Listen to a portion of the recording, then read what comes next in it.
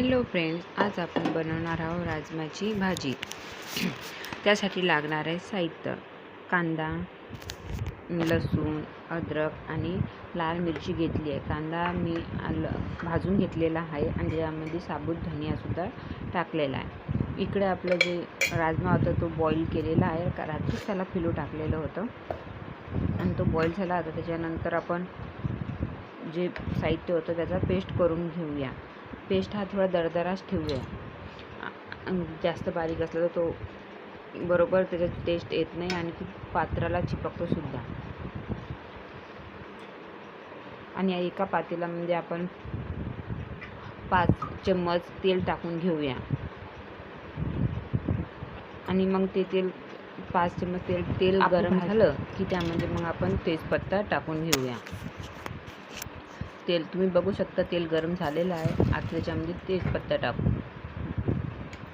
तेजपत्ता आपण टाकलेला आहे. आता त्याच्यानंतर जो आपण पेस्ट बनवला होता तो टाकून घेऊया. पेस्ट मी हा पूर्ण नाही टाकणार आहे, कारण की भाजी पाहूनच पेस्ट टाकावं लागतं. तर पूर्ण पेस्ट टाकला तर भाजी खूपच गाढी आणि घट्ट होणार. त्याच्यामुळे मी पूर्ण पेस्ट टाकलेला नाही, अर्धा पेस्ट टाकलेला आहे आणि अर्धा पेस्ट ठेवून दिलेला आहे. आणि मग त्याच्यानंतर चांगला आपण जे कांदा वगैरे आपण भाजून घेतलेला आहे, त्याच्यामुळे आपल्याला जास्त काही शिजवायची गरज नाही आहे. परंतु तोपर्यंत थोडंसं शिजू देऊ. तोपर्यंत आपण टमाटरचा पेस्ट करून घेऊया. मी मीडियम साईजचे 3 टमाटर घेतलेले आहे आणि त्याचासुद्धा पेस्ट काढून घेतला आहे. आता तो पेस्ट आपण या मसाल्यामध्ये ॲड करू, कारण की त्याच्यामुळे कसं होणार, आपला पेस्ट हा लागणार नाही, जळणार नाही. त्याच्यामुळे आपण टमाटरचा पेस्ट म्हणजे टाकल्यानंतर आपला मसाला हा बुडी लागणार नाही. आणि आता मग त्याच्यामध्ये आपण आपले जे मसाले होते ते सर्व टाकून घ्यायचे, जे आपल्या डब्यामध्ये असतात ते, जसं हळद, धनिया पावडर, गरम मसाला, लाल मिरची पावडर हा घरीच बनवलेला आहे. आणि त्याच्यानंतर नमक वगैरे हे सगळं आताच टाकून घ्यायचं याच्यामध्ये. मग तुम्ही बघू शकता, मी हे सर्व धनिया हे सर्व मसाले मी याच्यामध्ये टाकून घेते.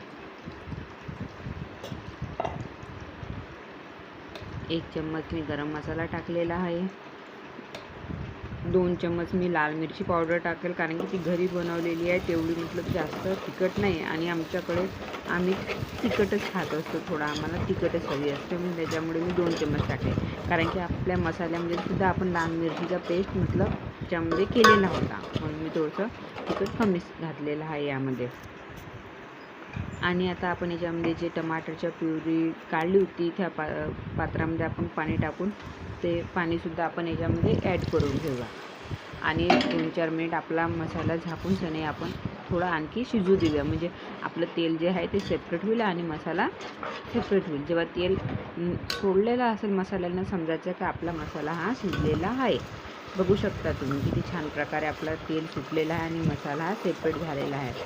तुम्ही एकदा जर अशा प्रकारे राजमा बनवला ना, खरंच छान लागतं. तुम्ही एकदा बनवूनच बघा.